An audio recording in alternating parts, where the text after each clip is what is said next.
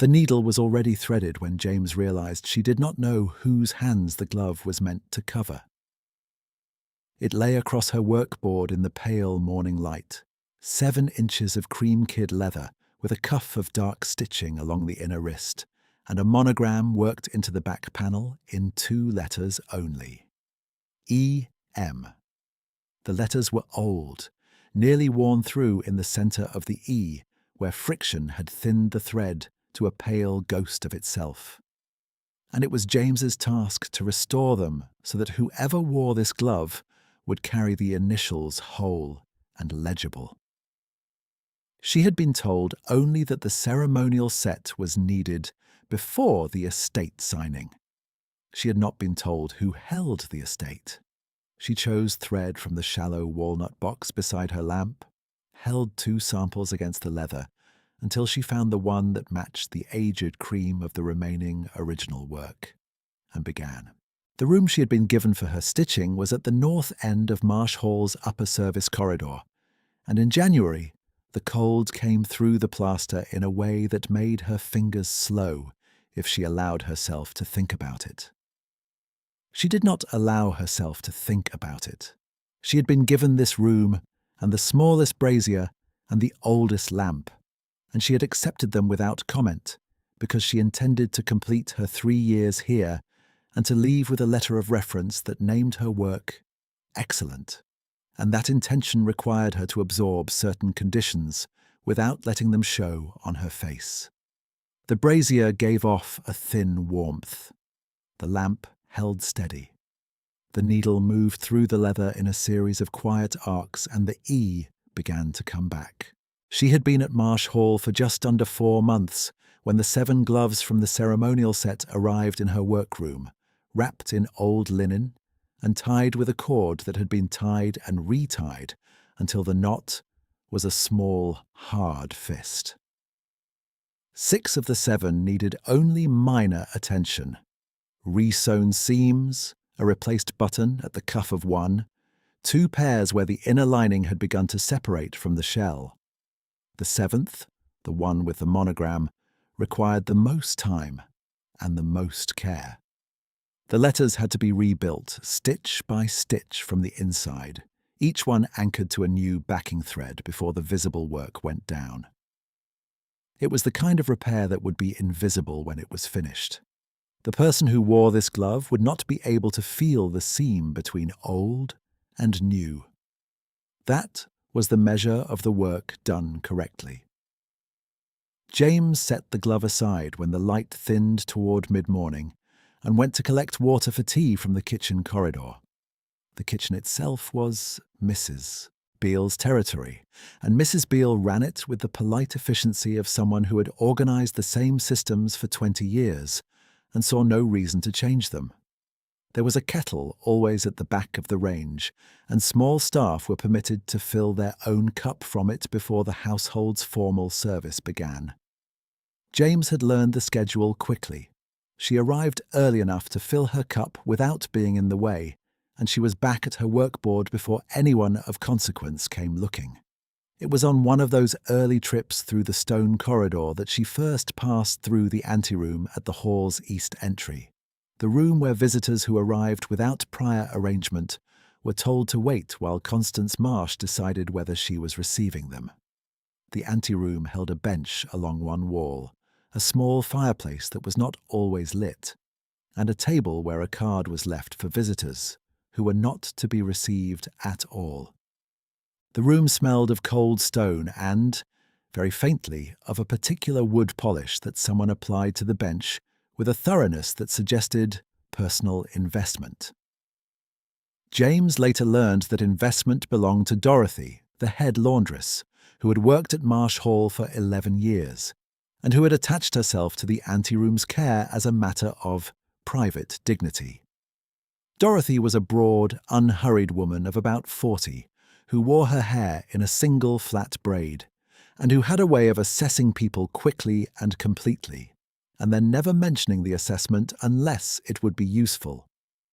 She had assessed James on the 3rd day, offered her a portion of good soap from her own store that evening, and by the end of the first week had established something that was not quite a friendship, but was more than civility. A working warmth between two women who understood that Marsh Hall required strategic patience and who practiced it the same way. Constance Marsh, who was Elliot Marsh's widowed mother and the household's undisputed mistress in his long absence, ran the estate's domestic life on a principle she had never needed to articulate, because everyone who worked there felt it in the architecture of small decisions. She assigned rooms according to what she believed a person's presence deserved. She issued instructions in the third person when she was displeased. She used praise as a social instrument, bestowing it on those whose recognition would be useful to her and withholding it from those whose gratitude she considered worthless. She had accepted James at the recommendation of a milliner in town whose opinion she respected, and she had immediately assigned James the coldest room and the least favourable lamp, and a workboard that was shorter than the standard width, a fact James had resolved by placing her reference books on the windowsill and extending her stitching space by 11 inches. She had done this without complaint. Constance had not noticed, or had noticed and not remarked, which amounted to the same thing. The second week of January brought a particular stillness to the hall, the kind that accumulated when the outdoor staff stopped their circuit work and the fireplaces were drawing well, and the only sound was the soft, mechanical repetition of domestic maintenance. James was working on the third glove of the set, a pair with a seam along the index finger that had separated cleanly and needed only to be reclosed, when she heard wheels on the gravel outside. Not a carriage, she thought. Too light. A single vehicle, either a hired car or a light trap. She did not move to the window. It was not her business. She learned from Dorothy at the day's end that a man had arrived to conduct a property assessment, routine work contracted through the estate's solicitor, in preparation for some administrative business Constance was managing. He had been shown to the anteroom to wait while Constance finished her correspondence. He had waited there for nearly an hour in a room where no one had thought to bank the fire. James had passed the anteroom twice that afternoon on errands that took her through the East Passage, and both times she had seen him through the narrow gap of the not quite closed door. A man of perhaps 35, seated on the bench without any visible sign of impatience, wearing a dark wool coat with road dust along the lower hem. He had a notebook open across his knee and a pencil in his hand, though she did not see him write anything. His face, when she caught a partial angle of it on the second pass, was unremarkable in the sense that it was organized and still, the face of someone who had decided to experience this particular weight the same way he experienced everything else. On the third pass, which she took slightly out of her way because the corridor added 3 minutes to her route, and she wanted to check whether the anteroom fire had been attended to, she found the grate was cold and the room was holding the particular chill of a space that has been shut for hours. She stopped in the doorway. He looked up from the notebook. She could have said she would send someone. She could have said she would mention it in the kitchen. She had her own cup of tea in her hand, brewed 10 minutes ago from her own ration, still warm enough to do what it was meant to do. She looked at the cold grate, then at the cup, then at him. "It'll be a moment before I can have someone bring the fire up," she said. "But you can have this, if you want it. It's plain, but it's warm." He looked at the cup she held out. Then he looked at her in a way that she noticed only as careful, not as anything else. "Thank you," he said. He took the cup. She nodded, went back the way she had come, and spent the rest of the afternoon stitching the third glove and being cold. It had not seemed like a significant exchange.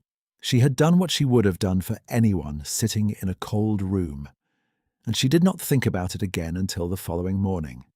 His name, she learned from Dorothy, was given as Mr. Marsh on the visiting card he had left, which Constance had apparently found unremarkable. He was presented as connected to the solicitor's firm, handling the preliminary work of the assessment. He came on Tuesday, then again on Thursday, and on Thursday he was again left to wait in the anteroom, while Constance received another visitor in the front sitting room. James passed him on the Thursday morning with both hands occupied, carrying the fourth and fifth gloves in their linen wrapping, toward the ironing press Dorothy used for delicate leatherwork. She did not have tea to offer this time. She acknowledged him in the doorway with the small forward incline of someone who would have stopped if her hands were free, and he acknowledged her the same way, the slight lift of his chin in recognition. That was all. The economy of it felt like a shared language. It was later that Thursday, in the time between the late afternoon service and supper preparation, that Constance descended on the sewing room with two of the upper housemaids arranged behind her like punctuation. She had been given the fourth glove by Mrs. Beale to inspect, since Constance personally approved the work before the ceremonial set was considered complete.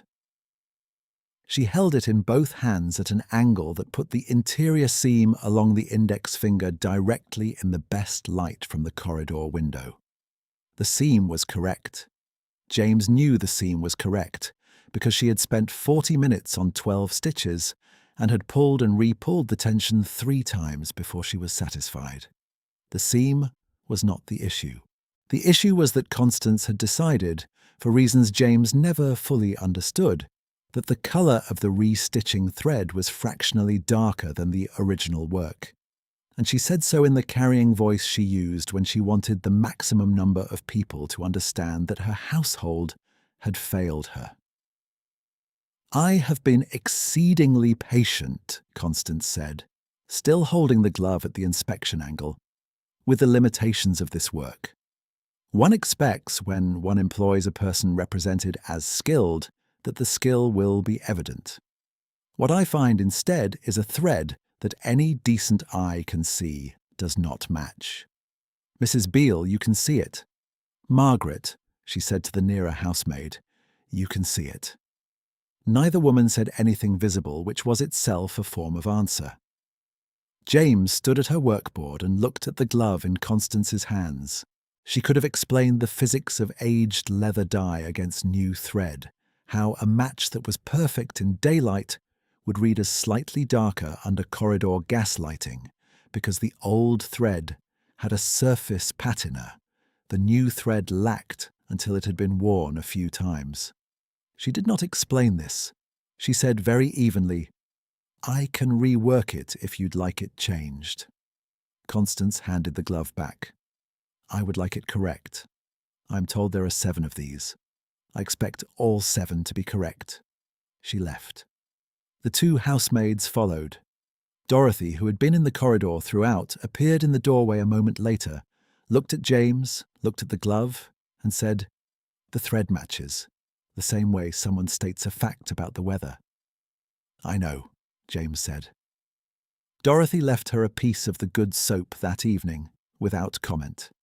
James reworked the thread anyway, not because it was wrong, but because she wanted no opening for the argument to return. She spent the following morning under the best window light she could find in the north room, pulling out the completed seam and relaying it with thread from a different drawer in the walnut box, a strand that had oxidized slightly from age and would read closer to the original under artificial light. The work took longer than the original stitching. When she was done, the seam was invisible in every light she tested it against. She put it aside and returned to the monogrammed glove, the 7th, the one still waiting. 3 days before the signing, she heard Constance in the corridor. The door to James's workroom was open 2 inches because the latch on that door had never seated correctly, and a fully closed door drifted back to that position on its own. She was not listening for anything. She was threading the 7th glove's repair, guiding the needle through the backing stitch that would anchor the rebuilt monogram, when she heard Constance's voice from the corridor outside her door. Constance was speaking to someone walking with her, and the someone answered in the deliberate, uninflected tone of a person accustomed to receiving instructions and noting them. James would learn later that this was Gerald Finch, Constance's solicitor, arrived early for preliminary paperwork. "She is to be removed before Thursday," Constance said. The voice had the quality of a household instruction, the same register she used to discuss linens or coal deliveries. "I want her gone before the signing. I don't want her underfoot when the formal business takes place, and I've decided she is not the right fit here in any case. The work is adequate, but the girl is not obedient in the way I require." Finch said something James could not fully catch, a question about timing. "Arrange it through Mrs. Beale," Constance said. 2 days should be sufficient notice. I don't want a scene." The footsteps moved past the door and down the corridor, and the voices faded around the corner, and James sat with the needle in one hand and the 7th glove across her knees, and did not move for a long moment. She had intended 3 years here. She had been 4 months. She had done the work correctly at every stage she could verify, and she had redone it when asked, and she had not complained about the room, or the lamp, or the brazier, or the workboard, or the public correction over a thread that matched. She had absorbed all of it in the posture of someone who intended to stay, and the posture had not been performance. She had genuinely intended to stay. She looked at the 7th glove. The E was half rebuilt, the new thread anchored at the top and running down the first vertical stroke. The M had not been touched yet. She set the needle down, breathed once in a way that was almost visible, and then picked it up again. The signing was Thursday. There were 2 days, and she had 1 glove left. Dorothy found her the following morning while James was working in the grey light before the household service began. She brought James a fresh candle for the lamp without being asked, and sat in the doorway for a moment in the companionable way she had of occupying a room without requiring it to change around her. "You've heard something," Dorothy said. It was not a question. "I heard something," James confirmed. Dorothy looked at the 7th glove on the workboard, at the rebuilt E and the waiting M, and said nothing for a moment. Then, "Finish it well." That was all. But the way she said it held something James understood as a separate kind of instruction, not about the stitching. She worked through the 2nd day without varying her pace. The monogram required the most precise section of her work on the M, where the angled strokes met at the centre, and the crossing point had to carry the full tension of 3 threads converging. She got it wrong once and pulled it out. She got it right the 2nd time and left it. By mid-afternoon of the day before the signing, all 7 gloves were complete. She wrapped them in fresh linen, tied the cord with a clean knot, and carried the set herself to the small table in the hall, outside the formal signing room on the 1st floor. She had not been asked to deliver them personally. She had been asked to complete them. She delivered them because the table was 12 steps from the anteroom, and she wanted, she realized as she descended the stairs with the wrapped parcel, to see the room where she had offered a cup of tea to a man in a cold anteroom. One more time from the side of it, where she was still permitted to stand. The signing was set for 10 in the morning. At 9:30, the formal rooms were being arranged, chairs positioned, documents laid on the long table, 2 additional lamps brought in from the sitting room to ensure the light was adequate for close reading. Gerald Finch arrived at 9:15 and took his position near the document table. 3 members of Constance's household were arranged along the far wall in the way Constance arranged people when she wanted an audience for something, not for the work being done, but for the impression the work made. Mrs. Beale was nearest the door. Dorothy stood beside her. 2 of the housemaids were at the back. Constance herself stood near the head of the table in a dark grey dress, with her hair arranged in the way she wore it for formal occasions, and she was speaking to Finch in the quiet, directing manner of someone managing the shape of an event. She had not looked toward the corridor when James set the parcel on the table outside. She had not acknowledged that James was there. This was consistent. James stood in the corridor near the anteroom. She did not enter the signing room. She had delivered the gloves. Her work was complete. There was no formal reason for her to be in the corridor at all, but no one told her to leave, and she found she was not willing to. The man who arrived at 20 minutes before 10 wore the same dark wool coat.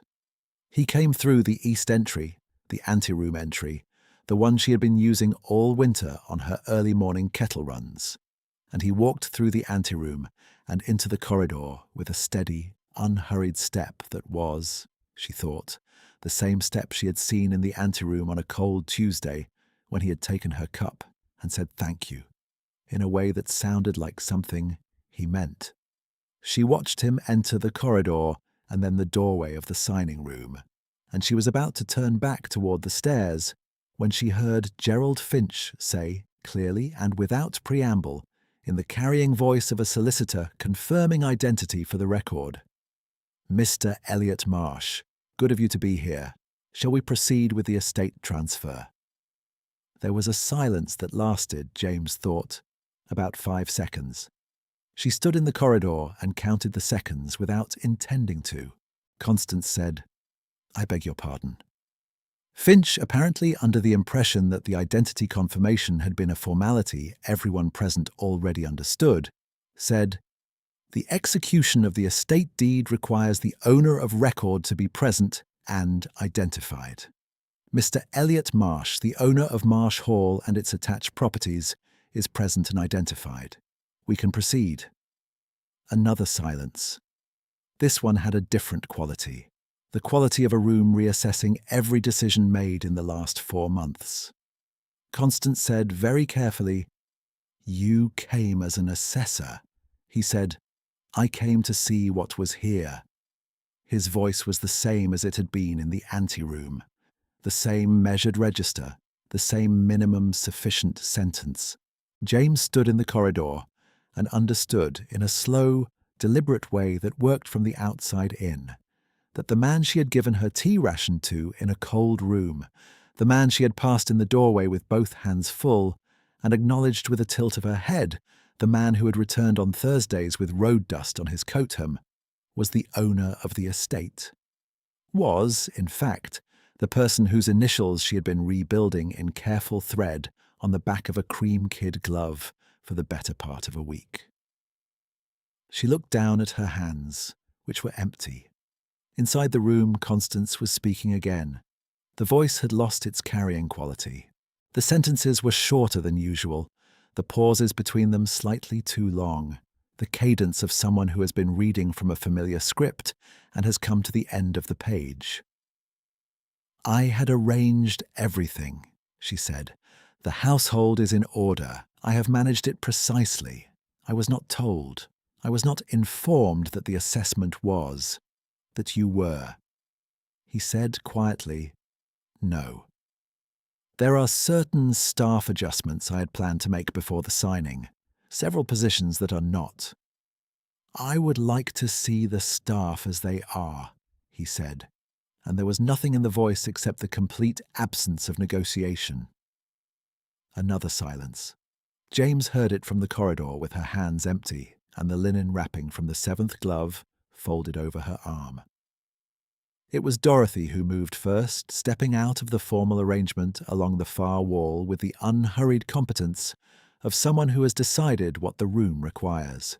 She came to the doorway, looked at James in the corridor, and said, with the particular flatness of someone conveying information rather than opinion, "He asked if you'd come in." James stood for a moment with the folded linen over her arm. Then she walked through the doorway. The room was very still. Constance stood near the head of the table in her grey dress, and she had not moved from her position, but the position itself had changed character. A person standing at the head of a table looks different when the table no longer belongs to them.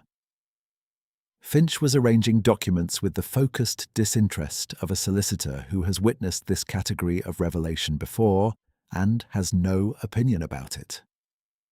Mrs. Beale and the two housemaids were very still against the far wall. He was standing near the window on the east side of the room, where the winter light came in flat and clean. He looked at James when she entered. She looked back. He said, "The gloves." It was not a question, but she understood it as one. She set the folded linen on the corner of the table and said, "All 7. Finished this morning." He looked at the parcel for a moment. Then he said, quietly enough that it was nearly just between the two of them, "The tea. That first Tuesday. You didn't know." "No," she said. "I know," he said. There was warmth in the way he said it. Not performance, not the warmth of someone offering a reward. The warmth of someone who has been waiting a long time to confirm that what he had seen was real, and has now confirmed it. Constance made a sound that was the beginning of a sentence, and did not complete it. Finch, who appeared to be the only person in the room entirely comfortable with the situation, said, "Shall we proceed with the signatures?" and began to arrange the first document at the table's centre. James stepped back from the table to give Finch the space he needed. She stood near the doorway, not outside it, inside it, in the room's threshold, and Dorothy appeared at her shoulder a moment later, warm and unhurried, carrying the specific quality of someone who has been waiting 11 years for the room to be correctly organized and has found, this morning, that it finally is. The signatures were taken in order. Elliot signed first, then Finch witnessed. The document was the estate deed in its formal version, the one that confirmed ownership and established the legal record for whatever administrative business followed. James watched Elliot hold the pen with the same steadiness he'd had in the anteroom, the same clean precision in a small contained action, and she thought, briefly, of his hands inside the cream kid glove when it was finished, the rebuilt monogram sitting whole and legible across the back panel. When the formal business was complete, Finch collected his documents, thanked the room, and was shown out by Mrs. Beale with the particular efficiency of someone who understands that the real event of the morning is already concluded.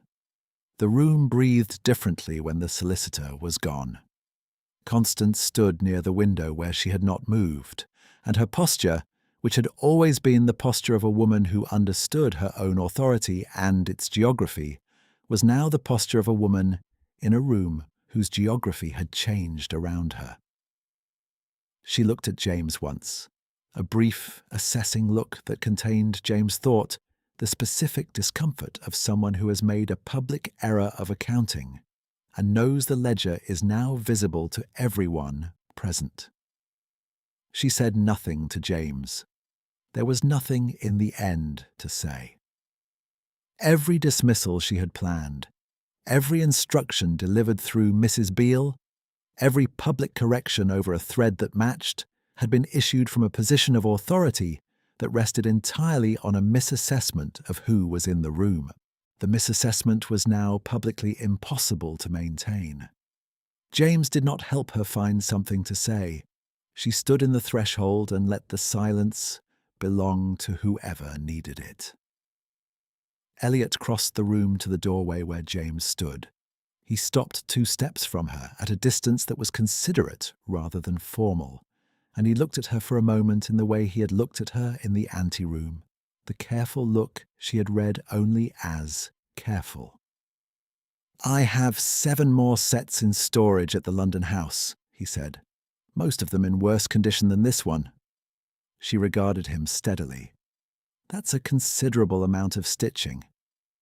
"I imagine it is," he said, and the corner of his mouth moved in a way that she recognized now as the equivalent of a long sentence spoken by someone who does not speak long sentences unless they mean every word. She thought of the north room with the cold plaster and the small brazier, and the workboard she had extended with reference books. She thought of 4 months of early morning kettle runs and abbreviated rations and redone work and a public correction over thread that had always matched. She thought of the 3 years she had intended to complete here. "I'd want a different room," she said. "One with a south window." "I'll speak to Dorothy about it," he said without hesitation. Dorothy, who was in the doorway behind James and had clearly heard the whole exchange, said, "I've already thought of one." The winter light sat flat and white across the floor of the anteroom when James walked back through it. She had come this way every morning for 4 months with her cup from the kitchen range, and the room had been, on most of those mornings, a room to pass through, a threshold between the cold outside and the warm inside, a space where people waited for things they were not sure they would receive. She set one hand on the back of the wooden bench. The polish was warm under her palm from whatever source of warmth the house provided. The pipes in the walls, the accumulated heat of rooms beyond. The grate in the small fireplace was banked and radiating. Someone, she suspected Dorothy, had seen to it this morning. On the table in the far corner, the folded card that was left for visitors who were not to be received was gone. In its place was nothing. The empty table surface, worn smooth and clean, the wood the colour of something that had been cared for a long time by someone who believed that care mattered in rooms where people waited. She had stitched the EM back into being in the cold north room, stitch by stitch on a backing thread no one would ever see, and the person whose initials they were had been waiting in this room all along, taking the same cold and absorbing it the same way she absorbed the cold she had been assigned, without letting it show. She took her hand from the bench. The monogrammed glove was on the signing room table, wrapped in fresh linen. She had finished it yesterday, and she would not need to do it again. The stitching was correct. The letters were whole. The person who would wear it knew now who had restored them. She stood in the anteroom in the flat winter light, and the room held her in the way a room does when it has finally arranged itself around the right person, the warmth from the fire reaching her where she stood, the silence of the house above her unhurried and complete, the threshold she had crossed every morning for 4 months, the same threshold, just different on this side of it. That was enough.